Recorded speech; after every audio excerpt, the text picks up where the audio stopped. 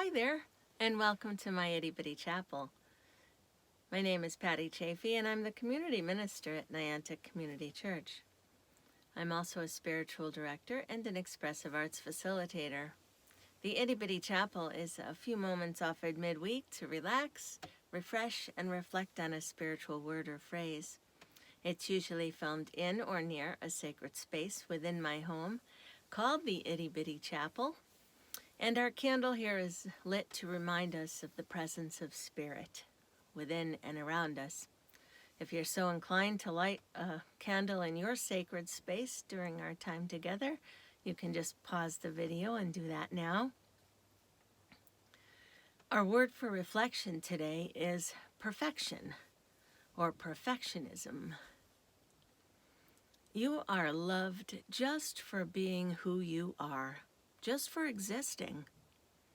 You don't have to do anything to earn it. Ram Dass. What do you think? Sit with this thought a moment by Ram Dass. Can you own it? Can you embrace it with all your being? Or do you find it unsettling and impossible? What makes this so challenging for some of us, do you think? What was instilled in us so deeply that we might struggle with the idea that we are loved just because we are here?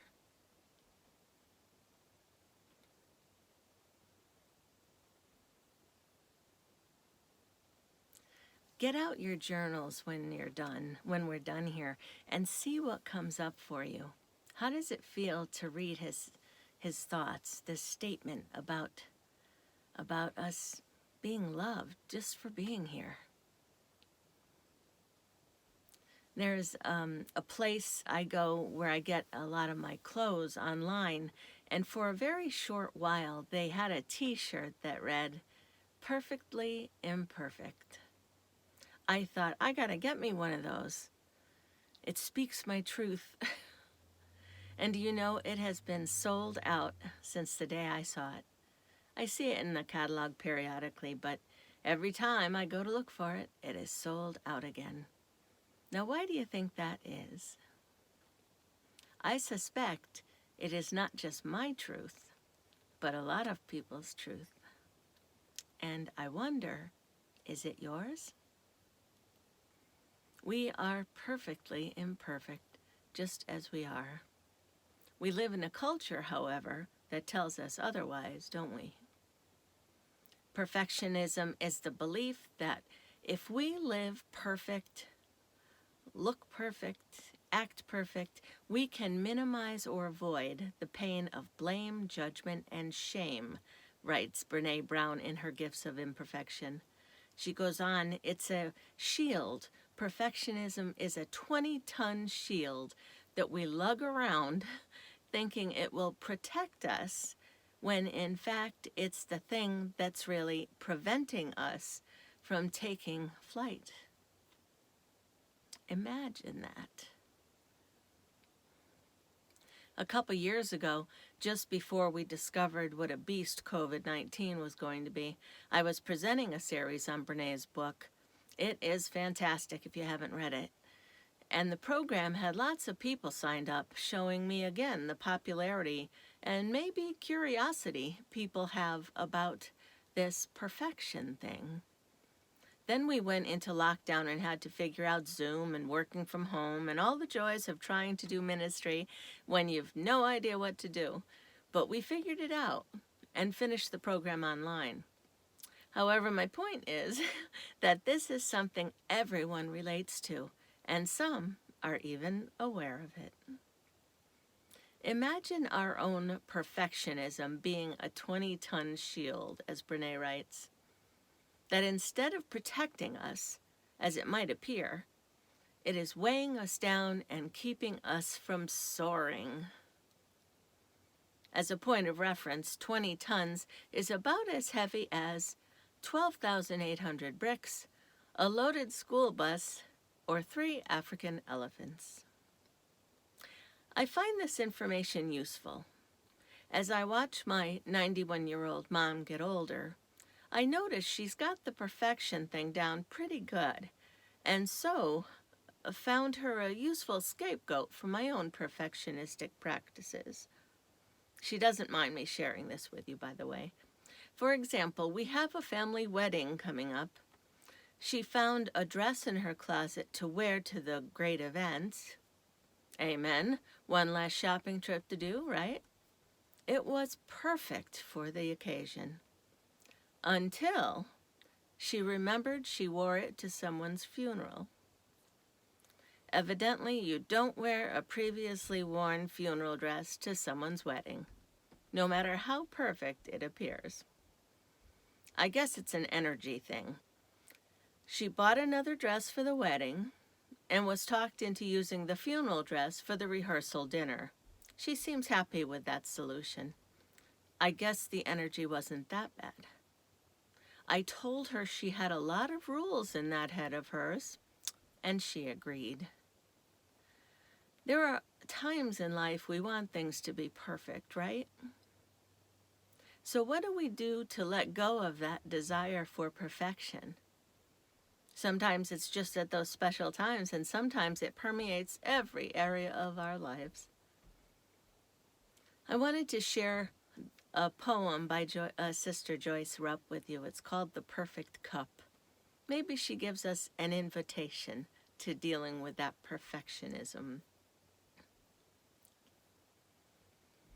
It is time for me to see the flaws of myself and stop being alarmed. It is time for me to halt my drive for perfection and to accept my blemishes. It is time for me to receive slowly evolving growth, the kind that comes in God's own good time and pays no heed to my panicky pushing.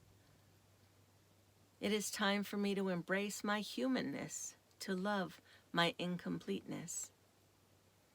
It is time for me to cherish the unwanted, to welcome the unknown, to treasure the unfulfilled. If I wait to be perfect before I love myself, I will always be unsatisfied and ungrateful. If I wait until all the flaws, chips, and cracks disappear, I will be the cup that stands on the shelf and is never used. I keep you in prayer every day of this wonderfully imperfect life. And if this message spoke to you in some way, feel free to share it with others.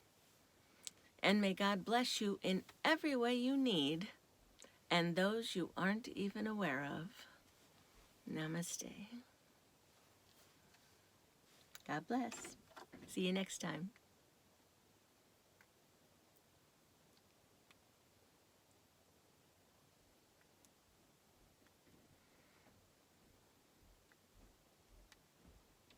Joy fills every cell in my body. Every cell is alive with love. I relax into the healing process. I allow Spirit to do what it does. Joy fills every cell in my body. Every cell is alive with love. I relax into the healing process. I allow Spirit to do what it does. Joy fills every cell in my body. Every cell is alive with love. I relax into the healing process. I allow Spirit to do what it does. Peace fills every cell in my body. Every cell is alive with love. I relax into the healing process. I allow Spirit to do what it does. God fills every cell in my body.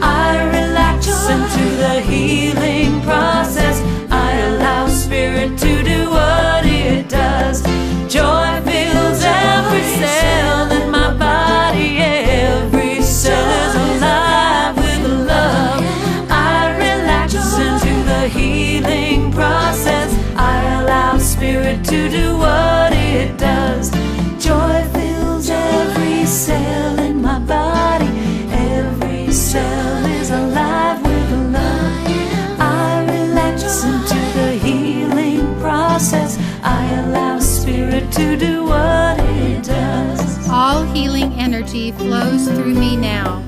Harmony, balance, vitality, that glorious wisdom that creates and sustains health is mine. I live in divine well-being now